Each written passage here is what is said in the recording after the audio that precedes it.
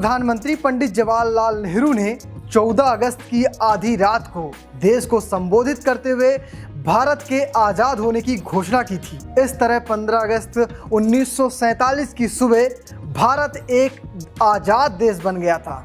इसी दिन को हम स्वतंत्रता दिवस के रूप में मनाते हैं।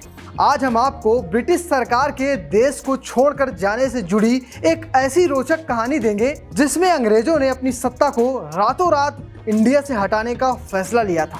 नमस्कार, जनसत्ता में आपका स्वागत है। मैं शुभम। पहले कारण में नजर डालें तो इसमें कांग्रेस का बड़ा हाथ था। भारतीय स्वतंत्रता आंदोलन तेजी से आगे बढ़ रहा था। 1940 के दशक में यानी इंडियन नेशनल कांग्रेस एक बड़ी संख्या में लोगों को जोड़ रही थी और अपनी आवाज़ बुलंद कर रही थी, जो ब्रिटिश शासन के खिलाफ बड़े पैमाने में विरोध प्रदर्शन कर रहे थे। और उसी वक्त द्वितीय विश्व युद्ध ने ब्रिटेन को कमज़ोर कर दिया था। द्वितीय विश्व युद्ध ब्रिटेन के लिए एक महंगा और खूनी संघर्ष साबित हो रहा था। युद्ध ने ब्रिटिश प्रतिष्ठा को कमज़ोर कर दिया था। दुनिया भर में ब्रिटेन द्वितीय विश्व युद्ध के बाद अपने साम्राज्य को बनाए रखने के लिए लगातार चुनौती या कहें संघर्ष कर रहा था। इसी बीच अमेरिका ब्रिटेन पर भारत को स्वतंत्र करने का दबाव बना रहा था। अमेरिका 1940 के दशक में एक उभरती हुई महाशक्ति बन चुका था और ये ब्रिटिश उपनिवेशवाद के खिलाफ था, जो लगातार ब्रिटिश का विरोध कर रहा था कि वो भारत के साथ या कहें भारत के पक्ष में रहता था और भारत के खिलाफ जो ब्रिटिश की रणनीतियां होती थी उनका खुलकर विरोध करता था और ना ही ब्रिटेन का समर्थन करता था।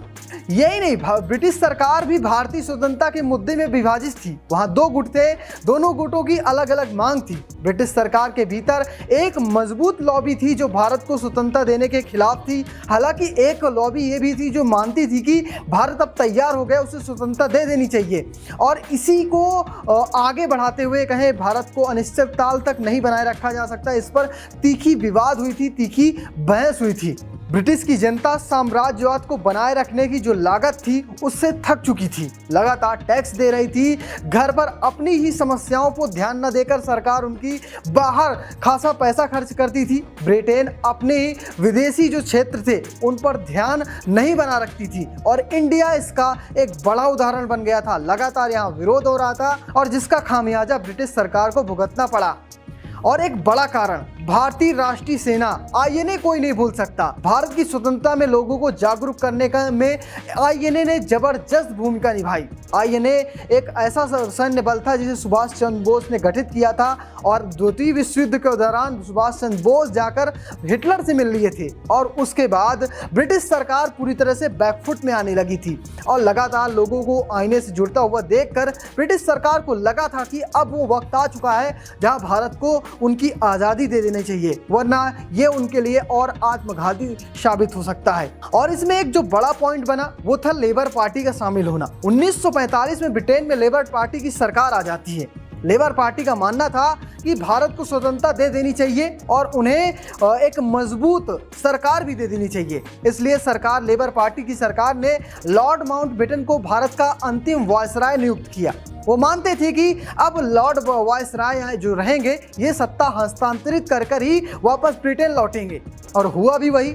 सत्ता हस्तांतरित हो गई, लेकिन इस दरमियान एक अनहोनी घटना घटी। भारत के दो टुकड़े हो गए, एक बना भारत, दूसरा पाकिस्तान।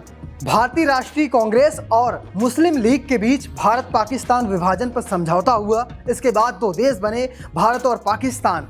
लेकिन अगर इसके पीछे की कहानी पर नज़र डालें तो भारत पाकिस्तान एक ऐसे मुल्क हैं जिन्हें सत्ता मिलना या कहें उन्हें आज़ादी मिलना इतना आसान नहीं था।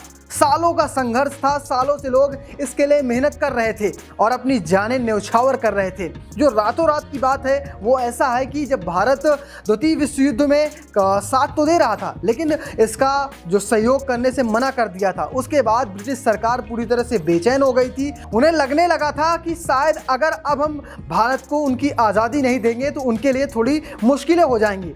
और कहीं ना कहीं जो भारत के वासी थे, यानी भारत के जो लोग थे, जो इंग्लैंड पहुंच चुके थे, लंदन पहुंच गए थे, वहां जाकर अपना विरोध प्रदर्शन करते थे। यूनिवर्सिटी हो या फिर उनके जो अलग अलग बड़े बड़े हाउसेज हैं, सब सामने आकर विरोध करते थे।